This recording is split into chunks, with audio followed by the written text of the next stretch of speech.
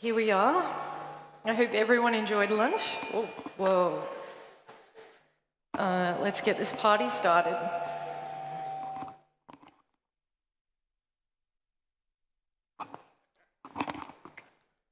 Oh no, the sound didn't work. There was a sound and I really wanted to play that. Aww. There it is. The party hasn't started if we haven't heard the Mac sound from the 2000s. Yeah. So my name's Mel. I'm a lead developer advocate at BuildKite, and I come from Melbourne, Australia. BuildKite is a CI/CD platform. It has a hybrid model. It means you can run our build agents on your own infrastructure, and we host and maintain APIs and a UI so that you can see all your pipeline and build-related information. Now, it's not a competition, but I think I probably flew the furthest to get here today, and I'm willing to have a discussion with anyone who thinks they flew further, but my flight was 25 hours. Yes.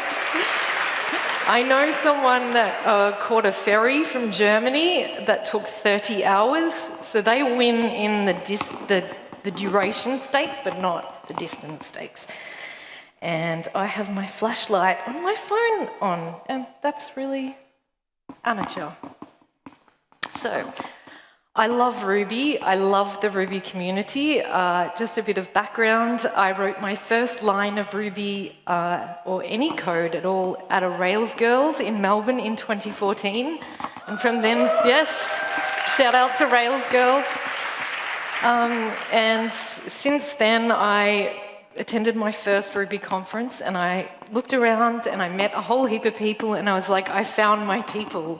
For the first time ever, the Ruby community welcomed me, and I was part of that. And from then I went on to organise 3 Ruby Confs in Australia and to have emceed 4. And I can't believe I'm at Euruko, and this is the first time I've travelled internationally since 2020, so it's a big moment. And I'm going to just take a selfie to prove to my workplace that I'm not just here on holiday. I'm actually working. So there you go. Thank you for that. So today we're going to look at CI/CD through an SRE lens. I will cover some of the issues we might face in CI/CD, and we'll take a look at some of the SRE principles and how we might apply them to CI/CD in a practical sense. Am I making that microphone? I think it's my hair. It's designed for men with short hair, sorry. And today's drama, it's really a beautiful venue to unfold this story. It's a drama that will happen in 3 parts. We'll have a drama, we will start to pull ourselves up out of the rabbit hole, and we will look to a rosy future together. So let's get into it. If there's not drama, we aren't shipping software. Would you agree? There's always drama in what we do. So let's set the scene. I don't have a dramatic score to play, but you can imagine whatever music you would like. Something dramatic, Game of Thrones, Lord of the Rings, that sort of thing. I have Game of Thrones. So we have a monolithic code base. We have a gargantuan test suite, and for some additional drama, we have microservices for as far as the eye can see. That's the software landscape we operate in 2022, and it's complex and very, very difficult to navigate. But I'm probably like you. We all love a good challenge. That's why we work in tech. We love the highs, we love the lows. And it's not about the destination, it's about the friends we make along the way. And friends, today is a big day for me. My adventure is coming to a conclusion. I am about to ship a thing that I've been working on for a couple of months. I'm pretty excited. It's been tested. It's verified. We are ready to go. The branch is green. We're going to go to Maine. This is a big moment. And I've always wanted to say this, make it so. So my build's kicked off. I've got time for a coffee. I'll enjoy some freshly brewed vibes with some freshly shipped vibes. My day is looking good. But my day is no longer looking good because my build failed. So sifting through the logs, I can see that a test has failed, which is weird because everything on my branch passed. The test that failed isn't even related to the code that I just shipped. So, FML. I'm blocked. Pretty blocked, headed down the rabbit hole that I just don't really like going down. So I don't know how you all feel about CI/CD, but I mean, I love CI/CD and I work for a company that builds CI/CD, so clearly I love it. But as a software developer, I'm pretty partial to not knowing, like not caring or wanting to know that CI/CD exists. I'm like, you stay over there and you do your thing. I will stay over here and do my thing. I want to push changes. I want to know that my code is tested and that it's safe, and I know that it'll be live within, 10 minutes in production, even on a Friday. I don't think that's too much to ask. Do you? Apparently it is. And we end up not trusting CI/CD like we should be able to, and we end up battling the system, we end up adapting workflows to sort of processes that just don't live up to what they're supposed to or what they say on the tin. And like it says on the label, continuous integration and deployment is the automation of building and testing code. CI/CD allows teams to ship code easily and frequently with a high level of trust that users won't be impacted by bugs. Not today. So at least at BuildKite, we have a retry failed step button. So that means I don't have to kick off my entire build again, but I'm mashing the button. And the same test keeps failing and failing and failing over and over again. And I just want to get my changes out. Yeah. So flaky tests are a thing. I'm pretty sure you know they're a thing. I know they're a thing because when I searched in Google for like flaky test memes, there were literally thousands. So I think when we encounter a flaky test as software engineers, what we do is we go make a meme. And I think that's great because it gave me lots of material to choose for my talk, so thank you. But yeah, like, I remember when I first started working as a software engineer, I pushed a build. It was like a tiny change, like tiny. It was like baby steps. And the build was red. And I turned to the senior engineer next to me and I'm like, for some reason this test failed and it doesn't seem related to what I just pushed. And it was a smoke test. And he's like, oh, that never worked. And I'm like, okay, cool. I wonder why we still do it then. That's weird. But from that moment on, I was always asking. It was never my code's fault. Every time there was a failure, I'd be like, surely that's a flaky. Yeah, that's got to be a flaky. Nothing to do with my work. But yeah. Whoops. I didn't mean to skip ahead. Sorry about that. So yeah, we need to be able to trust our tests. Like, as software engineers, we want CI/CD to provide us with fast, reliable feedback about the software delivering. And when it doesn't, I think we have some problems, and so do the end users of our systems as well, because we no longer trust the system that we've put in place to ensure what we're deploying is safe. And last year, what is going on? Last year I did some digging into the impact of flaky tests on our users, and I like going down rabbit holes when I choose to, so this was one of those rabbit holes. I'm like, hey, can someone run me a query to find out how long users spent hitting the retry button? And I was pretty staggered to see these numbers, the very real monetary cost that retrying tests had on BuildKite's users. And so over a 1-month period, just let this sink in, over a 1-month period, BuildKite users spent a cumulative 9,413 days hitting retry, which is a huge, huge number.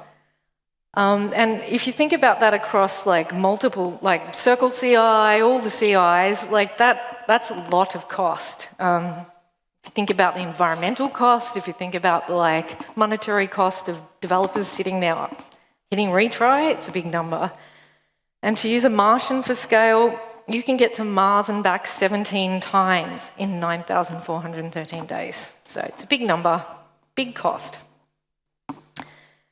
And besides the time I've spent sitting there hitting retry to see if my build passes or fails, I've lost my flow. And what do we do when we lose our flow? We go into Slack. We've got to get rid of all the little white dots, the unread notifications. We jump into Twitter, dump a hot take or two, back out. But it takes time to get back into the zone. And I'm sitting there, and it's also disheartening to have to ask in Slack, does anyone know if this test is flaky? I'm sure I've seen that fail before. Sometimes it passes, sometimes it fails. And if I'm also battling mega slow builds, it's like, I just want to get my changes out. So I don't really need to go on, you get the picture. I'm sure you've all been where I've been right now. It's quite frankly a shitty place to be. But let's look at how to get out of this awful place.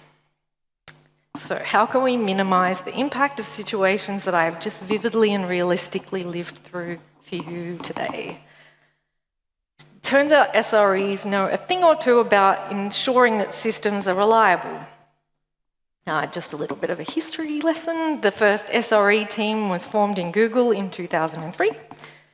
They wrote a book called Site Reliability Engineering and How Google Runs Production Systems. It's a very, very good book, lays out some of the principles and practices of SRE and the benefits of this approach to maintaining services and associated infrastructure.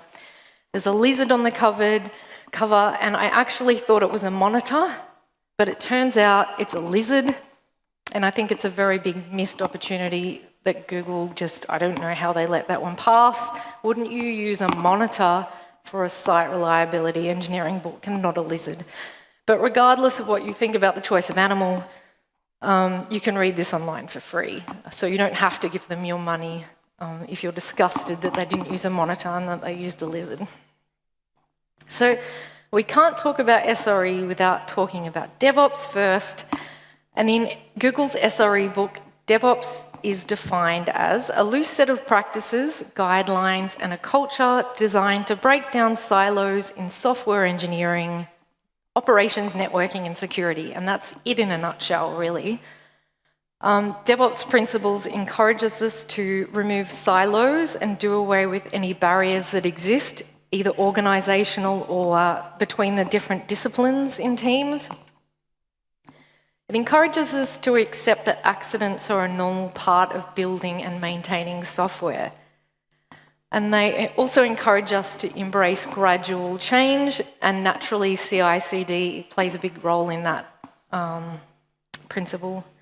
And understanding that tooling and culture are interrelated. Tooling and automation are, of course, a very important part of DevOps, but DevOps thinking understands that the organizational culture and human systems and processes are really the key to adopting new ways of working and are far more critical to success than tooling alone could ever be. And finally, Google's SRE handbook states that DevOps thinking understands measurement is crucial for success. It's crucial to breaking down silos, to managing production incidents, and it's also essential to clearly and objectively measure and verify reality, which is a really great thing to have in place. So DevOps is essentially a philosophy. It's a way of thinking about our work, our people, and our organizations as an ecosystem and keeping it healthy and functional. An SRE, on the other hand, is more practical. It's about improving operational practices, efficiency, and as the name suggests, the reliability of our core systems. And that sounds good to me, because I don't know about you, but I want CI/CD to be reliable. So there's many examples of SRE principles out there. There's no real definitive list set in stone, but there's a couple of common characteristics that are included in any definition. And that is that we work towards automation or elimination of anything repetitive, and especially when that's going to reduce costs. We will have system design with a bias toward reduction of risks to availability, latency, and efficiency, and that we should have the ability to ask arbitrary questions about our system without needing to know ahead of time what we would like to ask. And this is my favourite: avoiding more reliability than what is strictly necessary.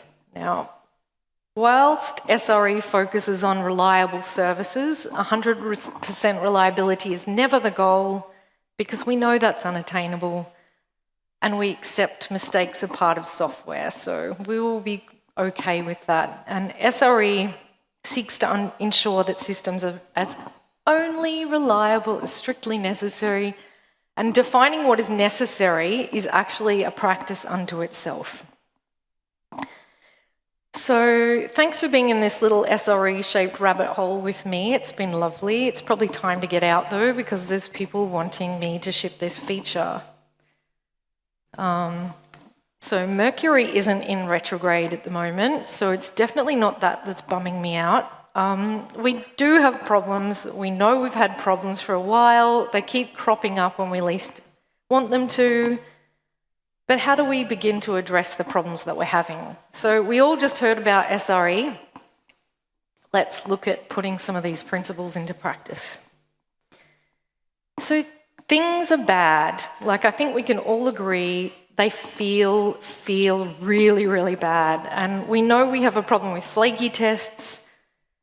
We're pretty sad about how slow our builds are and how long we even need to wait for a build to kick off. So we know it feels bad, but what do we actually know? Remember that, oops, did I skip? I did. Oh, sorry. Damn, I can't work this computer. Remember, DevOps thinking and SRE principles both say that measurement is crucial for success, and that we need to practice observability and have ready access to data and information about our systems. Well, that's what we're going to do. We need good metrics as an objective foundation for conversations with people who will all agree upon them.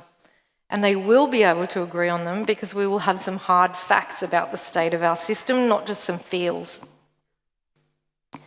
And that all sounds pretty good, but how does it work in practice? Let's take a look.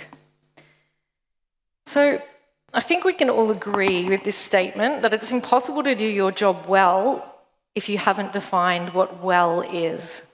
How do you improve things if you don't know how bad they are to start with? So site reliability engineering uses SLOs, SLIs, and error budgets to do this. They use them to define what's important and how reliable things should be, and also how to measure these things and goals and how they're tracking. And when these things are clearly understood and defined like this, it's almost magical how well it allows teams to focus their energy and efforts on the things that matter. So what's an SLI? It's a key metric to indicate whether an SLO is being met. An SLO is a promise that's made in relation to a metric that matters to users or maintainers of a system. So where an SLO defines a level of unreliability that's acceptable, the error budget reflects how much and for how long the service in question can fail to meet the SLO before there's consequences. Now, how do we get everyone to agree on what SLOs, SLIs, and error budgets to set? I'm glad you asked. I'm going to guess that if you're feeling pain right now, others are probably feeling the same pain as well. And that's the perfect time to come together and start working to improve things. We're going to stop being reactive and we're going to be proactive. We're going to assign metrics and we're going to strive to uphold them but only when we need to, and it's going to be amazing. So it's time to ask some questions. So get together in a room, in a Zoom, get together and start building a picture, take stock, get on the same page. What is the system in question? Which system are you talking about? Are you talking about CI/CD? Are you limiting the scope to an application's test suite? Is it its speed, its reliability? Who are the system stakeholders? Who relies on the system? Who maintains it? What is important to all these different stakeholders? What is working for them? What isn't working for them? The quest is to understand what everyone expects from the system, which may differ, but it's important to understand what people expect. So once you have this shared understanding, it's time to agree on some SLOs, SLIs, and some very reasonable error budgets. You might want to stop developers waiting around for builds to kick off. So a reasonable SLO could be that builds should start running within 30 seconds. For this, your SLI might be the time spent waiting for a build to start. That would be the metric that you collect. Your error budget might have 33 builds that take more than 30 seconds to start running over a 4-week period. Just quickly, Google's SRE book suggests there's a method to calculate what your error budget is, and that is 1 minus your SLO percentage. They use availability and uptime as their percentage, so it's a little bit easier to use this calculation, but it's important to remember that error budgets are flexible. That's something you can work on together. But if you want to look up this, you can just Google how to set an error budget, and there's a bunch of information out there on that. You might commit to developers having commits and tested and notified of success or failure in 5 minutes. For this one, your SLI would be total build runtime, and your error budget might have 33 builds that finish in more than 5 minutes in a 4-week period. And when it comes to my problem today, a great SLO would be that my test suite should have a reliability percentage of greater than 87%. And your error budget might have 77 test runs, the suite runs with a reliability score of under 87%. And once there's been more than 77 test runs, under 87%, the budget is gone, it's spent. So how do you get all these SLI metrics? That's a good question. When it comes to production monitoring systems, there's Datadog and Honeycomb, they're the big players, but there's heaps of other services that allow you to configure metrics, custom metrics. Honeycomb even have a product specifically for managing SLOs along with their observability tooling. For total wait time, it's possible that your CI/CD will have a way to access this metric. We have a CLI tool for collecting build kite agent metrics with this AWS CloudWatch, StatsD, Prometheus, Stackdriver, all those things. And we also have open telemetry instrumentation now built in the agent, so you can send traces and metrics around build wait time to services like Datadog, Honeycomb, things like that.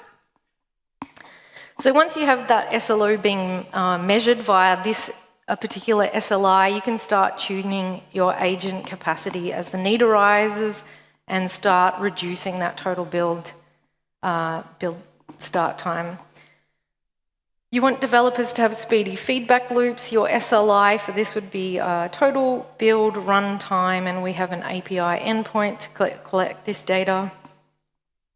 And our UI also has a monthly average build time visible for each pipeline, and your CI/CD should probably have this data as well.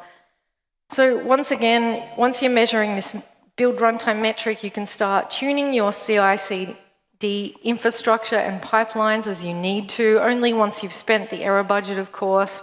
Let's just imagine you have nothing left in the budget. You've had more than 33 builds that take longer than 5 minutes. So you've got to get those times back down into the acceptable parameters.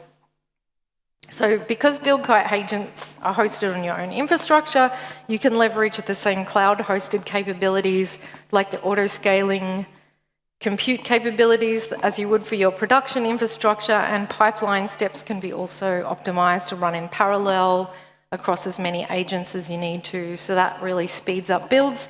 Unfortunately, it doesn't look like Speedy Kitty. It looks like that, which is much more boring. I submitted a ticket to engineering, and they're not going for the Speedy Kitty look. They're going to keep it the other way. I don't think I agree, but yes. Another method to speed up builds is to look at the performance of your tests. So we have a new, brand new shiny product called BuildKite Test Analytics, and you can access a whole host of interesting information about your test suite health. You can track down slowest tests and you can optimize them. You can sort by the slowest test, for example.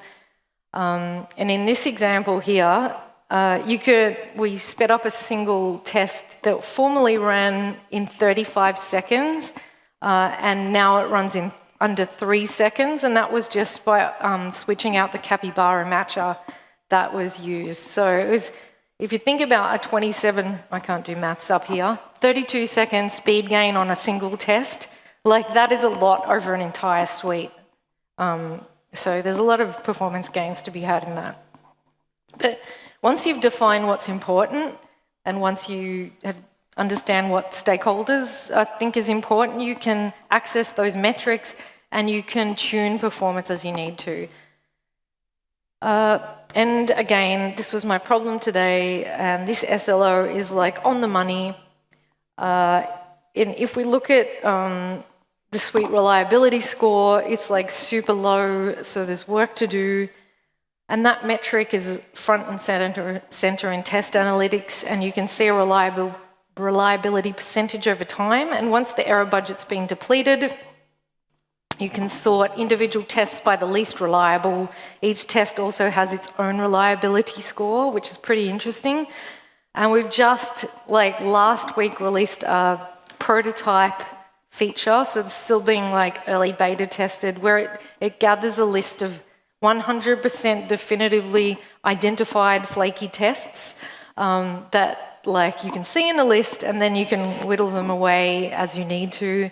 And there's going to be an API for that at some point as well.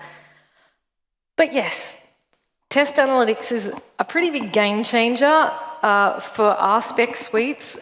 There's also a mini test collector, but it's not as fully featured as the RSpec one, because we use RSpec at BuildKite, so naturally we built it for our own needs as well as other people's needs. One important thing is that you don't need to use BuildKite for your CI/CD to use the test analytics. You can use it with GitHub Actions, Circle CI, all the things. It's just a gem that you include if you've got an RSpec test suite, so it's pretty neat. I encourage you to check it out. So it's both horrifying and amazing that we have ready access to the metrics we need. It's horrifying because we know how bad things really are, and it's amazing because we're in a position to really improve things now. It turns out the test that failed earlier was flaky. I guess that's no surprise to anyone here. My battery's running low. That's amazing. I really need to finish this before my computer dies. I don't have a power pack. Help. I know it's flaky. I can quarantine the test now, and then I can get on with doing what I have to. Error budgets, though, what a gift to focus. We can spend, and while we're in the money, it means we don't have to drop everything to fix things, right? If the test is flaky, we can just keep working until we've spent our error budget. They basically exist so we can maintain momentum and focus on our work, and it's once that budget's gone, that's when you need to broker an agreement on what happens next. The concept of downing tools to fix a system once an error budget isn't met can be a huge point of contention when implementing SLOs and SLIs, and the hardest thing of all for some people. Ideally, you'll halt feature development and you'll get your SLO back being met, and then you'll resume feature development, and that, as we all know, is contentious. It's not easy. It's not an easy path to get everyone on board with this method, but I think you'll understand that as developers, actually maintaining your system and Working on technical debt, reducing that, is a really hard thing to prioritize. But if you have these metrics and these hard facts, it's an easy thing to start prioritizing. So it might be drastic. It's important to remember that this is all a journey. They can be tweaked as needed to keep everybody in your organization happy, but it has a massive payoff. I will leave you with this quote by Charity Majors about SLOs, that they're a powerful weapon to wield against micromanagers, meddlers, and feature-hungry PMs. They're an API for your engineering team. And I believe that's it. That's the talk. Thanks for being there. I'm so glad my battery didn't die. This is amazing. Oh, my God. We have a virtual booth. You can sign up to find out more about BuildKite. There's also some resources, some webinars and things that are linked to in there. You could follow us on Twitter, and you should come and say hello. I have some stickers that are based on this retro vibe, which are really cool. And I also have 10 BuildKite kites that I would love to give out, because I don't want to take them home to Australia. So come and harass me for a kite. That would be cool. Enjoy the rest of the conference. Thank you.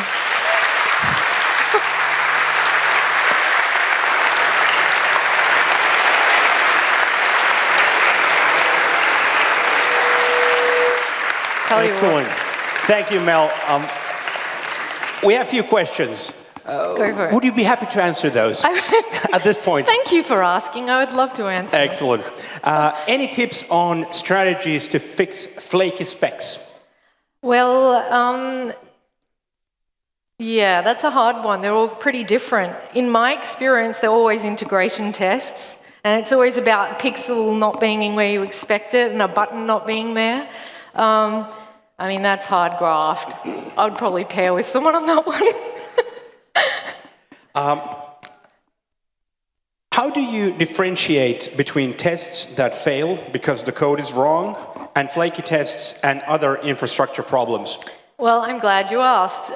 Yeah, I had the same problem when I was a software engineer. Before I worked at BuildKite and understood all this, my first port of call would be going to the systems engineer and blaming them for some infrastructure change, which wasn't the case. It's usually my work. But that's hard. I think giving test analytics a go, I don't want this to seem like a product plug, because it's not, because you can use it for free.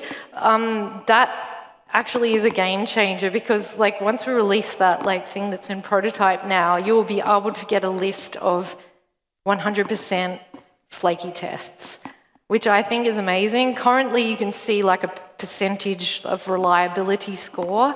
And so you can sort of see on the graph, it's green, green, green, red. And then you look at the commit that's associated and you're like, that doesn't seem like it even corresponds. I think that's flaky, but soon you'll be able to say that is actually flaky. Yes. Excellent. You mentioned CI reliability score. How do you define that score? The CI reliability score. I think that was the test suite reliability score, maybe. Gotcha. Well, there's just a number in the test analytics. There's a question from Schwad. If a team is reluctant to introduce SLOs, SLIs, could you first SLO be set to match your current system in order to identify and prevent further regressions? That's a great strategy. Yeah, sure. I actually think even answering that question is like having some information that you didn't have before. So I think it's a great start. Yeah, and then you can be like, I'm feeling brave. Let's bring that number down or up or whichever way it is. Yes. From Harrison, we have a question. Is it better to increase SLO after continued success or focus on consistency? That's a question for you. I don't know. I'd probably be pragmatic and just keep it as in, if you've had the discussion with all the stakeholders of the system and they're happy with what it's currently operating at, keep it as is, focus on something else. There's always something Our work is never done, right? Excellent. Quite a few questions regarding, can you post the awesome slides online somewhere? Yeah, sure. Excellent. Mel Kaulfuss. Thank you.